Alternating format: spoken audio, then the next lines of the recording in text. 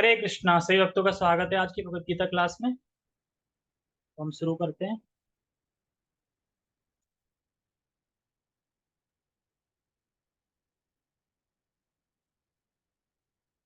ओम अज्ञानतिमिरान्धस्य ज्ञानञ्जनशलाकया चक्षुरुन्मीलितं येन तस्मै श्रीगुरुवे नमः।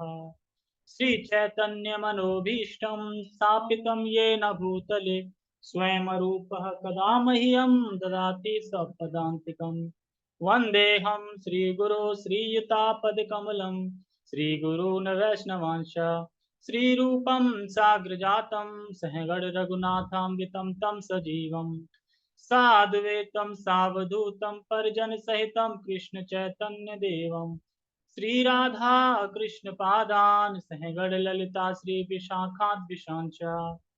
हे कृष्ण करुणा सिंधु दीनबंधो जगतपते गोपेश गोपिका कांता राधा कांता नमस्ते। तप्त कांचन गौरांगी राधे वृंदावनेश्वरी वृषभानुसुते देवी प्रणमामि हरिप्रिये। वाञ्छाकल्पतरुभ्यश्च कृपा सिन्धुभ्य एव च पतितानां पावनेभ्यो वैष्णवेभ्यो नमो नमः। जय श्री कृष्णा चैतन्य प्रभु नित्यानंद श्री अद्वैत गदाधर श्रीवासादि गौर भक्त वृंद। हरे कृष्णा कृष्णा कृष्णा हरे हरे हरे राम राम राम हरे हरे। रामाय रामभद्राय रामचंद्राय वेदसे रघुनाथाय नाथाय सीताया पते नमः। नमः विष्णुपादाय कृष्णपृष्ठाय भूतले श्रीमते भक्तिवेदांत स्वामिने इति नामिने। नमस्ते सारस्वते देवे गौरवाणी प्रचारिणे निर्विशेष शून्यवादी पश्चात देशधारिणे। हरे कृष्णा।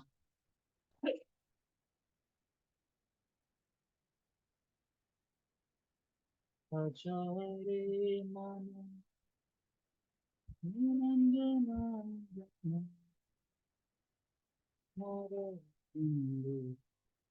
ठीक है। हरे कृष्णा। तो सभी को श्लोक दिखाई दे रहा होगा। तो हमने कल चर्चा करी थी कि सतोगुण की वृद्धि हो रही है, ये हमें किस तरीके से अनुभव होता है। तो हमारे जो 9 द्वार बताए गए थे शरीर में, उनमें जब ज्ञान प्रकट हो जाता है, उनमें ज्ञान होता है, यानी देखना, सतोगुण की नजर से देखना, सतोगुण खाना, सतोगुण पीना, सतोगुण का स्पर्श करना। जब सतोगुण में रहते हैं तो उससे क्या है, हमारा अनुभव लगता है कि हमें सतोगुण बढ़ रहा है। और आज के हम श्लोक में जानेंगे रजोगुण और तमोगुण के बारे में, कि क्या चीज, क्या लक्षण है कि उससे हमें पता चल जाएगा कि रजोगुण बढ़ रहा है, और क्या लक्षण है जिससे पता चल जाएगा कि वो तमोगुण बढ़ रहा है। ठीक है। तो पहले हम श्लोक का उच्चारण करेंगे और रजोगुण पे बात करेंगे। लोभ प्रवृत्तिरारंभ कर्मणा कर्मणाम शमः स्पृहा रजस्ते तानि जायन्ते विवध्रे विवर्धे भरतर्षभ। लोभा प्रवृत्ति आरंभ कर्मणाम शम स्पृहा राजस्य तानि जायन्ते विवर्धे भरतर्षभ। भरतर्षभ, हे भरतर्षभ, यानी भरतवंशियों में श्रेष्ठ। भरतर्षभ मतलब भरतवंशियों में श्रेष्ठ। लोभा, लोभा मतलब लोभ बढ़ता जाता है, लोभ बढ़ जाता है। रजोगुण में लोभ ही तो बढ़ता है, लोभ बढ़ जाता है, यानी कर्म करने की प्रवृत्ति शुरू हो जाती है। क्या करें? लोभ प्रवृत्ति आरंभ, प्रवृत्ति आरंभ, आरंभ मतलब शुरुआत। तो लोभ बढ़ जाता है यानी कर्म करने की प्रवृत्ति शुरू करना स्टार्ट कर देते हैं, यानी बहुत काम करने की इच्छा। शादी हो गई, अब तो बस कमाना है, सेटल होके कमाना है, बस कुछ साल में कमाऊंगा, उसके बाद फिर कुछ करूंगा। कहते हैं ना लोग, बस कमाना है, बस पैसे कमाना है। यानी कर्म करने का आरंभ, यानी शुरू करना। और क्या कह रहे हैं? कर्म करना शुरू करना। ठीक है। प्रति आरंभ कर्मणा, आम क्षमा, एक क्षमा होता है, क्षमा मतलब होता है ना कि जिसको रोक देना, कर देना, जीत हासिल पा लेना। और एक अम क्षमा होता है, अम क्षमा मतलब नहीं कर पाना। तो ये यहाँ पे बता रहे हैं, कर्मों को भोग इच्छा को ना बुझा सके, जो कर्मों की भोग इच्छा है ना बुझा सके। जैसे कि मैं कहीं अग्नि जल रही है, मैं को पानी से बुझा दो, तो पानी से बुझाना तो चारे पर बुझ नहीं रही है, अब वो आग जलेगी जलेगी। तो उसी तरीके से जो कर्म है, जो भोग की इच्छा है, वो नहीं रोक पा रहे हैं, वो करना ही पड़ेगा। इस तरीके से जिसको बोल रहे हैं कर्मण आम क्षमा, अक्षमा। ठीक है। तो बहुत सारी इच्छा, ये चाहिए, ये चाहिए, वो चाहिए, ये चाहिए, वो चाहिए, बहुत सारी इच्छा, वो चाहिए, बहुत ही ज्यादा इच्छा। जैसे कि जो एक ब्रह्मचारी होता है, वो जो खाना खाता है, तीन थाली वाली प्लेट आती है ना, प्लेट में तीन कटोरी टाइप की होती है, उसी में अपनी जिंदगी बिता देता है। और जो पैसे वाले होते हैं, देखो उनके डाइनिंग टेबल पे क्या क्या होता है, ये कांच का बर्तन, वो कांच का बर्तन, ये कटोरी, वो कटोरी, दुनिया भर का जोड़ रखा है, इतना धन है कि इतना सब है, खाना उतना ही। और एक ब्रह्मचारी उसी एक प्लेट में सुबह शाम खाता है और उसी में जिंदगी बिता देता है, क्योंकि धो के साफ करके रखता है सही से, तो 20 20 22 22 साल चल जाते हैं और ज्यादा ही चल जाते हैं। तो ये चीज हमें समझनी होगी, इसीलिए कह रहे हैं स्त्रियां। अच्छा, तो ये सारे सिस्टम रजोगुण के हैं। तो क्या करें, राजस राजस्यतानि जायन्ते, यानी ये सारे जो सिम्टम बताए ना ऊपर, क्या क्या सिस्टम बताए, लोभ, प्रवृत्ति आरंभ, कर्मणाशम, स्प्रेह, चार चीजें हैं। ठीक है, तो कौन कौन सी चार चीजें एक बार गिनते हैं।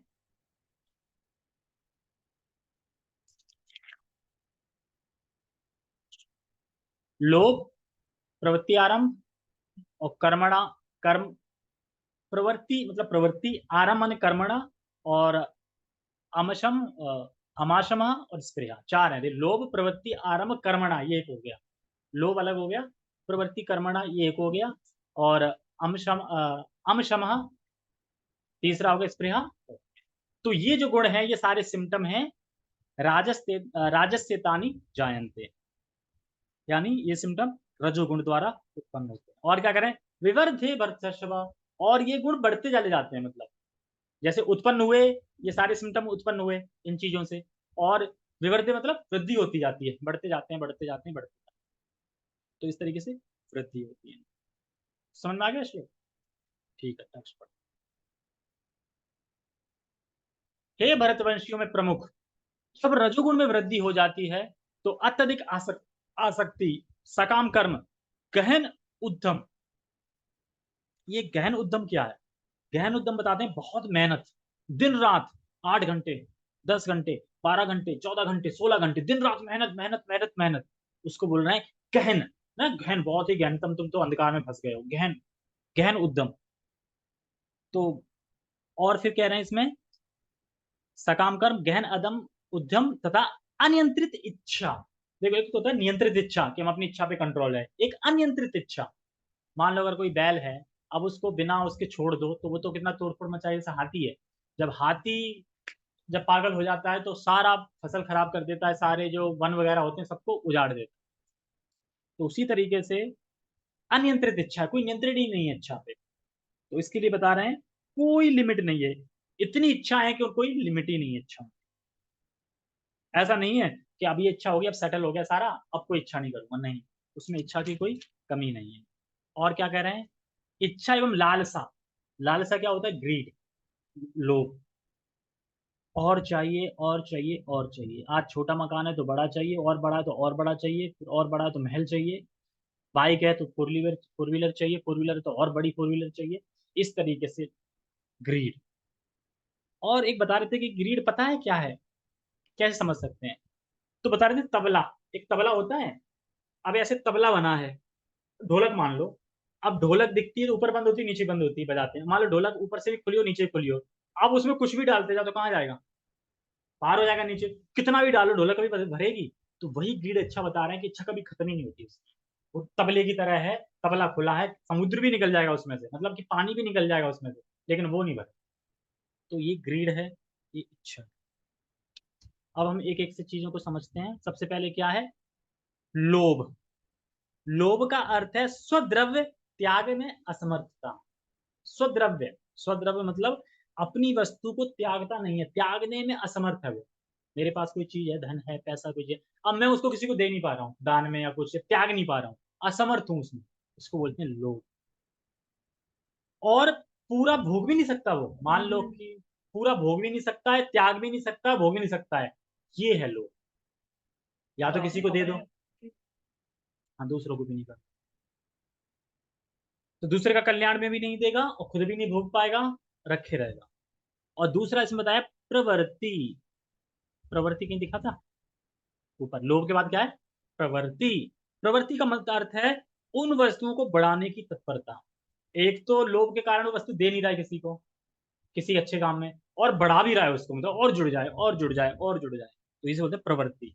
तो जो वस्तु है उसकी और बढ़ाने की प्रवृत्ति, दे तो रहा नहीं है किसी को, बढ़ा। और उसके बाद है कर्माण आरंभ, है ना, प्रवृत्ति आरंभ कर्मण, यानी कर्माण आरंभ, अर्थात अपने लिए घर इत्यादि बनाने के लिए कर्म को प्रारंभ करना होता है ना, कि यार मुझे ना प्लाट खरीदना है, घर खरीदना है, तो मुझे ना मेहनत करनी है, मुझे कमाना है उसके लिए, है ना, तो घर प्लाट खरीदने के लिए कर्म शुरू करना। जैसे कोई बोले साधु लोग भी तो आश्रम में रहते हैं, वो भी तो घर में रहते हैं, और कह रहे हैं यहाँ पे घर नहीं बनाना चाहिए, तो कहते हैं कि वो कितना रहते हैं, वो बिल्कुल कम में रहते हैं, ऐसा नहीं कि उन्होंने बहुत आडंबर जोड़ रखे हैं। जैसे बताते हैं भक्ति में कि अगर 6 महीने तक कोई चीज तुमने यूज नहीं करी है, तो वो घर से त्याग देनी चाहिए, फेंक देनी चाहिए, बाहर कर देनी चाहिए। क्यों? क्योंकि नहीं तो वो भोग के लिए प्रेरित करती है, मुझे यूज करो, मुझे यूज करो, जो कि 6 महीने से करा नहीं है, इसमें मतलब कोई काम नहीं है उसका, नहीं तो 6 महीने में आप कर लेते हो उसको यूज। और फिर क्या है, अशम, अशम मतलब अर्थात विषय भोग आदि इंद्रियों को, अ, इंद्रियों को, हाँ, निवृत्त करने की असमर्थता। जो भोग आदि है ना, उनको मतलब छोड़ने की असमर्थता, जो मैंने बताया था ना ऊपर, असमर्थ रहता है वो, वही है। जैसे इंद्रियां भोग में जा रही हैं, पर उनको अब वह खींच नहीं पा रहा है, असमर्थ है खींचने में, अब उसे वो भोग करना ही पड़ेगा, क्योंकि अपनी इंद्रियों को खींच नहीं पा रहा है।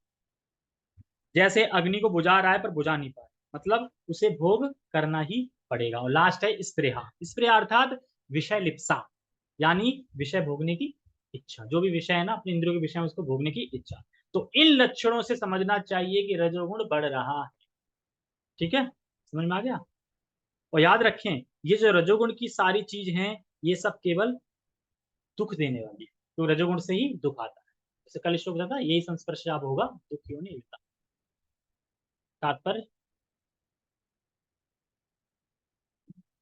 रजोगुणी व्यक्ति कभी भी पहले से प्राप्त पद से संतुष्ट नहीं होता, वह अपना पद बढ़ाने के लिए लालच रहता है। ये तो देखा ही होगा, जॉब पे जब किसी पद हो जाता है तो नहीं सोचता है इंक्रीमेंट हो जाए, मैं इस पद से उस पद पे पहुंच जाऊं।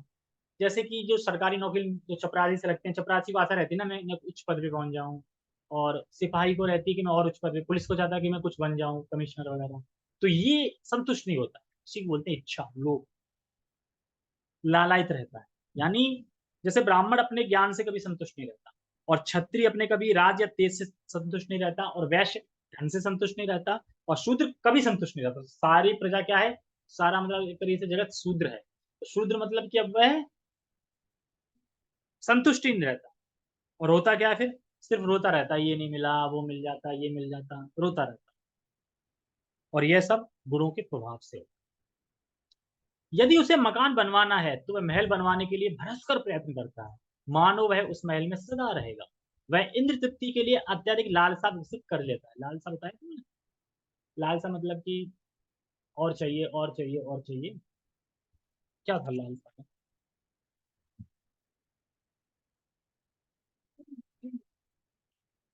हाँ, लालसा मतलब ग्रीड, और चाहिए और चाहिए और चाहिए, ठीक है, सीमा नहीं है। वह सदैव अपने परिवार के बीच तथा अपने घर में रहकर इंद्र तृप्ति करना चाहता है, इसका कोई अंत नहीं है। इन सारे लक्षणों को रजोगुण की विशेषता मानना चाहिए।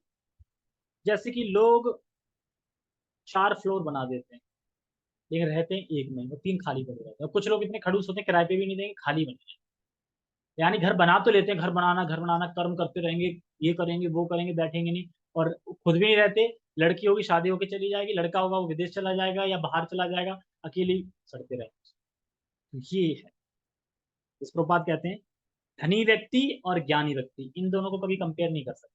क्यों? धनी व्यक्ति कहाँ रिस्पेक्ट होगी? जहां वो धन देता होगा, लेकिन ज्ञानी व्यक्ति की हर जगह रिस्पेक्ट होगी।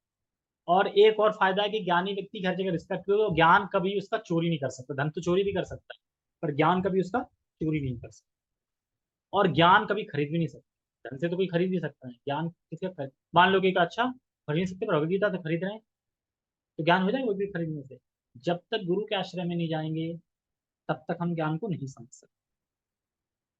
और कह रहे हैं मानना चाहिए, रजोगुण की विशेषता मानना चाहिए। तो यह भाव कि I can enjoy, I really enjoy, मतलब मैं भोग करूंगा, मैं भोग करूंगा, तो वाकई भोग करूं, ये सब रजोगुण का प्रभाव। क्योंकि माया द्वारा, रजोगुण द्वारा ही तो पिटाई हो रही है, रजोगुण से दुख मिलता है, रजोगुण द्वारा ही पिटाई हो रही है, हम समझ हम एंजॉय करते हैं। तो ये चीज हमें, ठीक है। अगला श्लोक देखते हैं, 2 श्लोक होता है। ये तमोगुण बता रहा है, तमोगुण के क्या लक्षण? अप्रकाशो अप्रवृत्तिश्च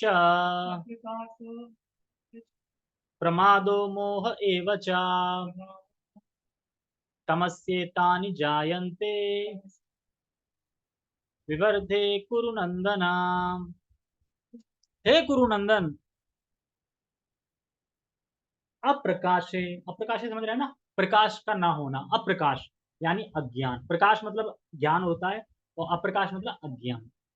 तो प्रकाश नहीं होता मतलब ज्ञान नहीं होता है, ज्ञान है ही नहीं। और क्या है? अब अप्रकाशो अप्रवृत्तिश्चा, अप्रवृत्तिश्चा मतलब कि कोई कर्म नहीं होता। क्योंकि आलस में होता है ना, तो आलस में कोई कर्म नहीं होता, आलस में पड़ा है, करना ही नहीं है, कोई कर्म नहीं होता। फिर क्या कह रहे हैं? प्रमादो मोह एवचा, इसमें भी 4 चीजें। प्रमादो, प्रमादो मतलब पागलपन, कुछ पता ही नहीं है क्या करना है, और जो नहीं करना चाहिए वो करेगा।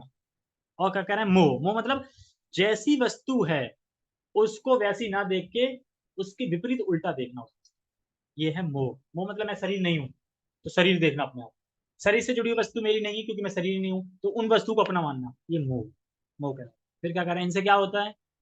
तस्य तमस्य तानि जायन्ते, तो ये सब तमोगुण के द्वारा उत्पन्न, जैसे रजोगुण का था ना उसमें, इसमें तमोगुण का उत्पन्न।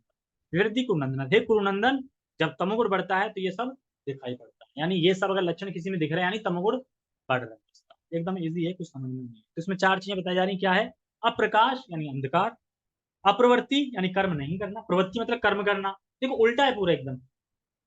अप्रवृत्ति यानी कर्म, कर्म शुरू करना, और वो प्रवृत्ति मतलब कर्म शुरू करना, अप्रवृत्ति मतलब कर्म नहीं करना, और प्रमाद मतलब पागलपन, कर्म पागलपन वाले कर्म करना, और मोह मतलब जो वस्तुएं हैं वैसी ना देख के विपरीत देखना, यानी उल्टी देखना। इसी पे किसी ने क्वेश्चन किया था कि रजोगुण में अगर कोई है तो वह क्या करना चाहिए जिससे रजोगुण से ऊपर उठे? क्या करना चाहिए? कोई रजोगुण में है तो रजोगुण से कैसे ऊपर उठे, क्या करना चाहिए? भक्तों का संग करना चाहिए, और रजोगुण वाले काम नहीं करना। हाँ, ऐसे कर्म ना करे जिससे रजोगुण बढ़ता है। और दूसरा, सुबह का पूरा साधना करे प्रॉपर, उसके बाद शाम को श्रवण इत्यादि करे, और दिन में जो 8 घंटे बचते हैं उसमें एकदम रेगुलेट कर्म करे। मतलब कि ऐसा नहीं कि कर्म में बंध जाए, मतलब रेगुलेट कर्म करे कि मुझे बॉडी शरीर के लिए कमाना है, इसलिए कमाना, रेगुलेट। तो इससे धीरे धीरे क्या है, रजोगुण कम होता जाएगा और सतोगुण में स्थित। ठीक है, टेक्स्ट पढ़ते हैं। जब तमोगुण में वृद्धि हो जाती है तो हे कुरुपुत्र, हे कुरुनंदन पुत्र, अंधेरा, डार्कनेस, जड़ता, जड़ता मतलब जड़। कोई कुछ बोले, हेलो भाई साहब, है ना कि एकदम एकदम जड़ हो जाते हैं, बिल्कुल कुछ सुनाई नहीं पड़ता, कुछ बोलो है क्या बोले, है समझ में ही नहीं आया। जड़ता मतलब जड़ हो गया, जड़ मतलब कि जड़ वस्तु कुछ समझ में नहीं आता, वो जड़ता। अब बोले आप जड़ हैं, लिविंग है, लिविंग मतलब आप चल फिर लेते हैं, जड़ी हैं, तो एकदम चौंक जाएंगे। और क्या कह रहे हैं? अंधेरा, जड़ता, प्रमत्तता, प्रमत्तता मतलब किसी चीज को लेके पागलपन, मुझे इसका भोग करना, मुझे ये चाहिए चाहिए हर चीज का। और कह रहे हैं प्रमत्ता तथा मोह का प्राकृत्य, ठीक है। तात्पर्य देखो, अप्रकाश मतलब ज्ञान का अभाव, अप्रवृत्ति मतलब जो शास्त्र में निषेध है कि भाई शास्त्र में बताइए ये कार्य नहीं करने हैं, वही करेंगे वो। जो शास्त्र में निषेध कर रहे हैं, बिल्कुल नहीं करना है, वही करेंगे तमोगुण वाले, जो मना है वो। जैसे जगाई मगाई। शास्त्र में देखते थे कि ये नहीं करना चाहिए, अच्छा ये नहीं करना चाहिए, ठीक है यही करेंगे, इस तरीके से। और प्रमाद, जो शास्त्र में बोला गया है, साधना, साधना करनी चाहिए, भक्ति करनी चाहिए, प्रसाद खाना चाहिए, तो ये नहीं करेगा। प्रमाद मतलब ये नहीं करेगा, जो करना चाहिए वो नहीं करेगा। और अप्रवृत्ति में मतलब जो करना चाहिए, जो नहीं करना चाहिए वो करेगा, और जो करना चाहिए वो नहीं करेगा, इस तरीके से। जैसे कोई बोले बोलो हरे कृष्णा, नहीं बोले तो नहीं करेगा, क्योंकि तमोगुण है, बहुत तमोगुणी है। तो हरे कृष्णा भी बोलो तब भी नहीं बोलो। जैसे कभी हमने देखा है कि हमारे हाथ में कोई वस्तु होती, फिर हम उसी वस्तु को ढूंढते रहते हैं, अरे तो ये भी तमोगुण का लक्षण। फिर क्या है? मोह। मोह मतलब शरीर में वृद्धि, कि मैं ये शरीर हूं और शरीर से जुड़ी हुई वस्तु मेरी है, तो ये मोह, ठीक है। जहां प्रकाश नहीं होता वहां ज्ञान अनुपस्थित रहता है। तमोगुणी व्यक्ति किसी नियम में बनकर कार्य नहीं, मतलब तमोगुणी व्यक्ति कहना अरे एक माला कर लिया करो, अरे हम पे ना ये नियम नियम होते माला वाला, नहीं, तो ऐसे ही सही है बिना नियम के। मतलब भौतिक नियम सारे फॉलो कर लेंगे, लेकिन भक्ति के नियम में नहीं बनना चाहते। मान लो रोड पे जा रहे हैं तो क्या सरकार के नियम फॉलो नहीं कर रहे हैं, रेड लाइट वगैरह सब चीजें नियम कर रहे हैं, अपनी साइड पे चल रहे हैं, उल्टा सीधा तो नहीं चल रहे हैं। तो वहां नियम फॉलो कर लेंगे, लेकिन भक्ति के नियम वो फॉलो नहीं करेंगे। तो ये क्या है? तमोगुण। इसे वह अकारण ही अपनी सनक के अनुसार कार्य करना चाहता है, मतलब जो उसके मन में आएगा, अकारण ही, कारण नहीं होगा उसका कोई, वही करेगा। यद्यपि उसमें कार्य करने की क्षमता होती है, किंतु वह परिश्रम नहीं करता। होता है ना, कुछ आलस के मारे पड़े रहते हैं, करेंगे नहीं काम, यह मोह कहलाता है। यद्यपि चेतना रहती है लेकिन जीवन निष्क्रिय रहता है, ये तमोगुण के लक्षण। तो हमने क्या सुना? सतोगुण, सतोगुण मतलब कि ज्ञान बढ़ रहा है, अपनी जो नौ इंद्रियां हैं, नौ द्वार हैं, उनमें ज्ञान प्रकाशित हो रहा है, ज्ञान बढ़ रहा है, यानी रजोगुण, वो सतोगुण बढ़ रहा है। रजोगुण में बहुत इच्छाएं बढ़ जाती हैं, यानी रजोगुण बढ़ रहा है। और तमोगुण बिल्कुल अंधकार है, अज्ञान है और प्रमाद है। इससे हमें समझ में आता है कि हमारा अज्ञान बढ़ रहा है, तमोगुण बढ़ रहा है, ठीक है। हरे कृष्णा। जगत गुरु शील प्रभुपाद की जय, श्रीमद भगवद गीता की जय, नित्यानंद गौर प्रेमानंद। हरे कृष्णा। हम 8:35 पे थोड़ा भागवतम पढ़ेंगे।